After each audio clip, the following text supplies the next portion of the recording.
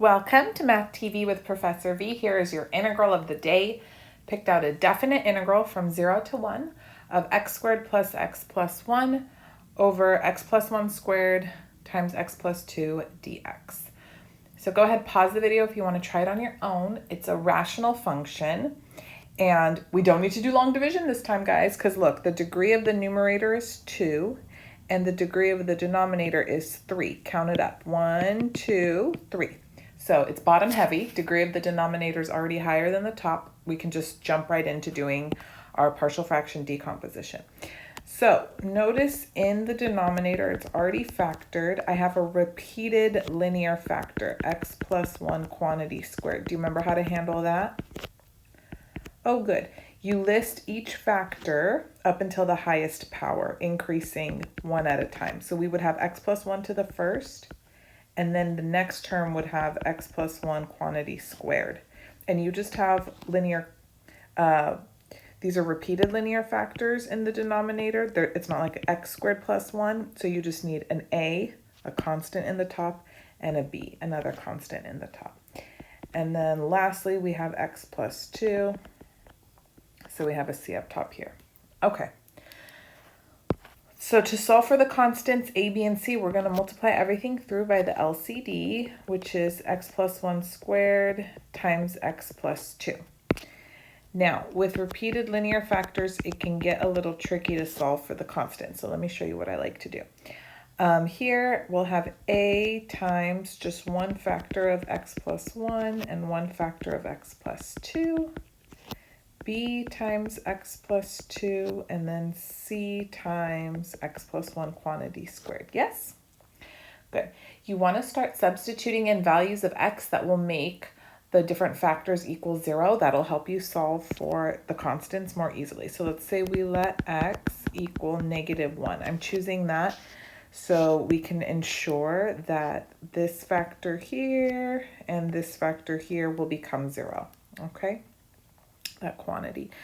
Okay, so if x is -1, let's see, on the left-hand side, we'll have -1 squared, so that's 1, plus -1, or -1, plus 1.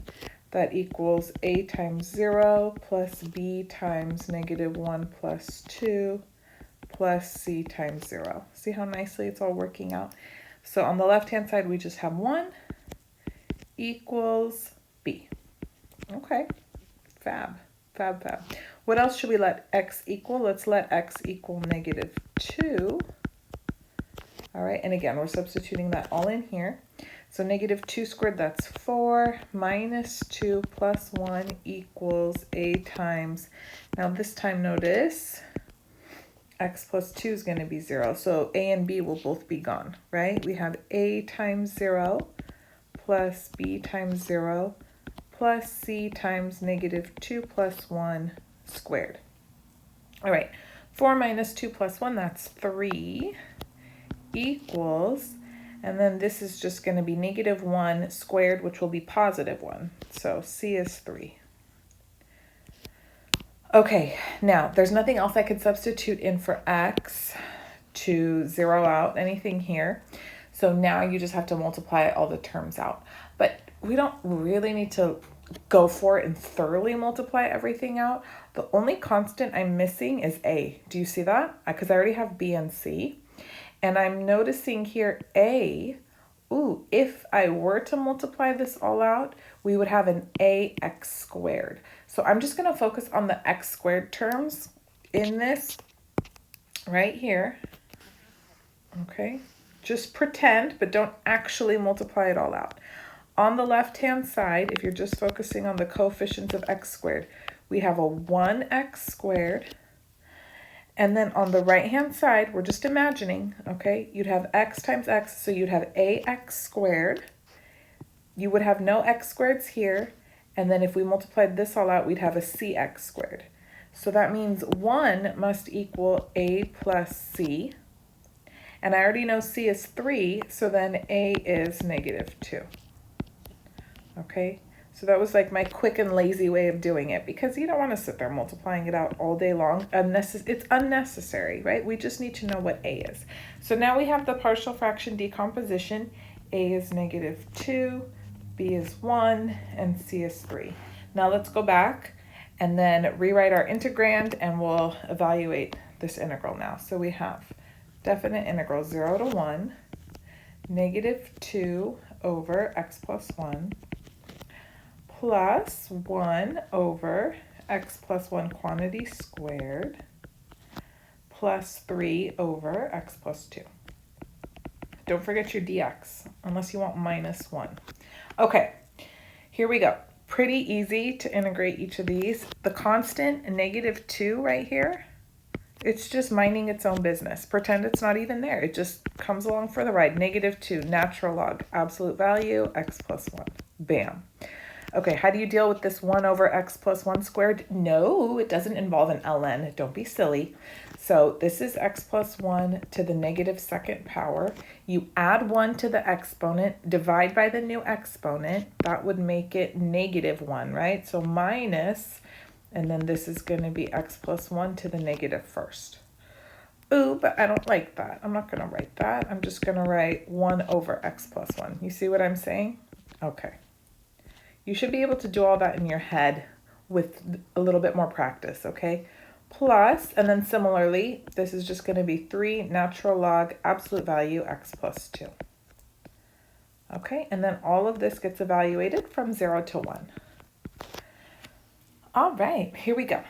So we've got, plugging in the upper limit 1, negative 2 natural log 1 plus 1 is 2, minus 1/2, plus 3 natural log 1 plus 2, that's 3, so that's the upper limit, minus, now let's plug in our lower limit, negative 2 natural log 0 plus 1, that's just 1, minus 1 over 1, so that's 1, plus 3 natural log of 2. All right, let's see what's going on. So natural log of 1 is 0, so this is gone. Good. And I have negative 2 ln of 2 minus 1/2 plus 3 ln of 3. Let's distribute the negative carefully. Plus 1 minus 3 ln of 2. So look, these are like terms. Same logarithm. So we've got negative 5 ln of 2, and then I can also combine, this negative 1/2 and the 1, let's do it, plus 1/2 plus 3 ln of 3. Would you leave your answer like that? No, it's ugly. Couple options. Don't put the negative term in the front, right? Like, who likes a negative sticking out like that? Ugh, so off-putting. So 1/2 minus 5 ln of 2 plus 3 ln of 3. That's fine. Okay, that's fine. But also, we know we have properties of logarithms. We can condense this. We can be a little snazzy. So how would we go about doing that?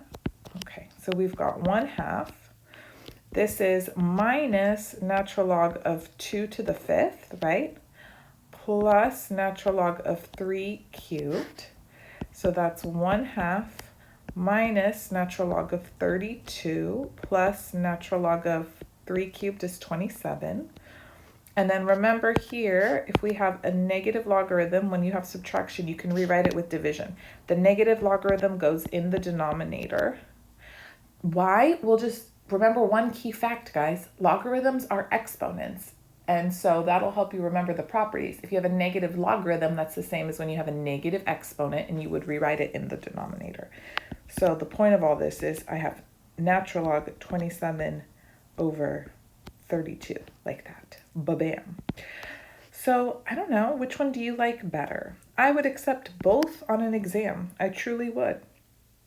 Tell me your favorite. I think it's fabulous practice to do stuff like this, you know, but is it more useful? Is it more beautiful? I don't know. Leave me your comments down below. Tell me what you fancy. What are you all up to this weekend? I have to go back to teaching fall semester classes, full blown, very shortly. I'm excited. I love what I do. So that just means I'll be a little bit busier. But I hope you're all doing well. Subscribe to my channel if you haven't already. Give this video a thumbs up. And you can also catch me on Instagram, TikTok, Patreon, Math TV with Professor V. Love you guys. Bye.